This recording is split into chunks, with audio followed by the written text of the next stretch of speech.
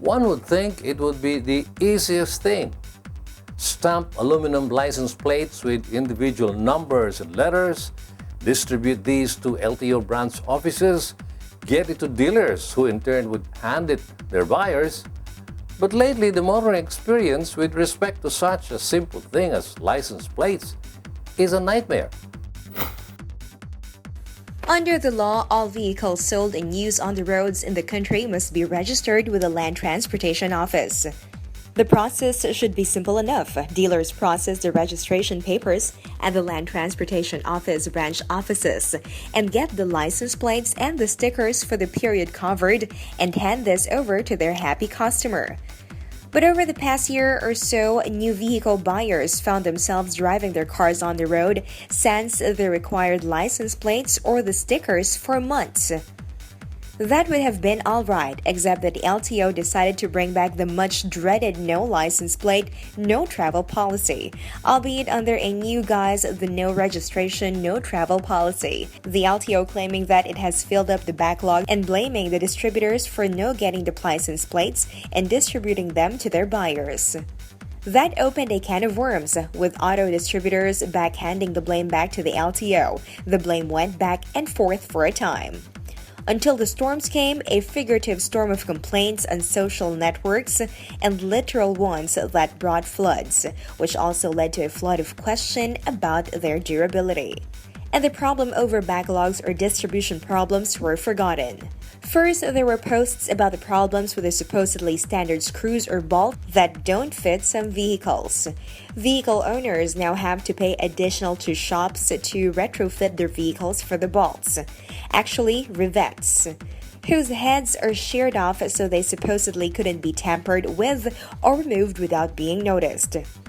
The LTO merely reiterated the warning that all license plates must be secured by the bolts issued with them, otherwise vehicle owners are subject to hefty fines.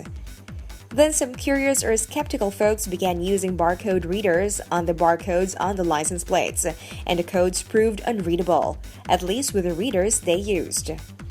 Reacting to this question about the license plates, the LTO said the barcodes could only be read by special equipment and that it is working as it should be.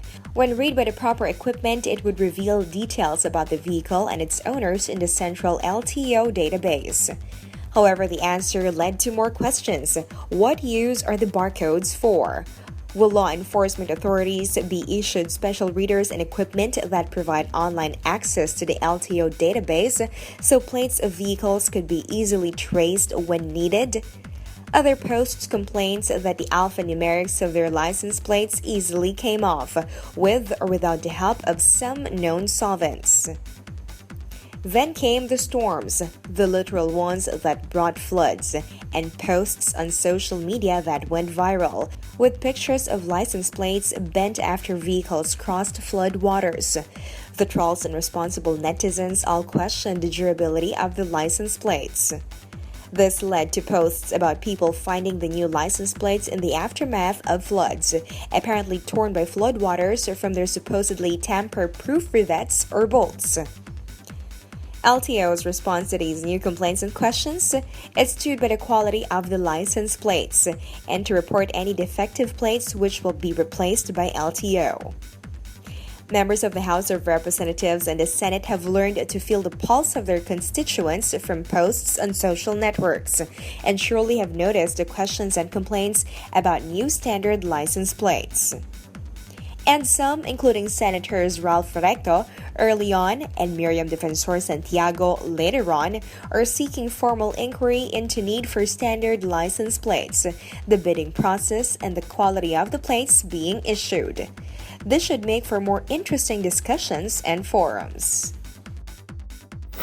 The LTO has looked at times to be defensive on the issue, at times merely reacting to criticisms, sometimes not reacting at all.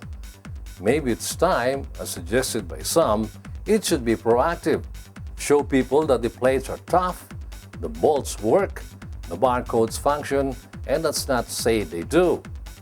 They may have to during congressional or Senate hearings as threatened by members of Congress.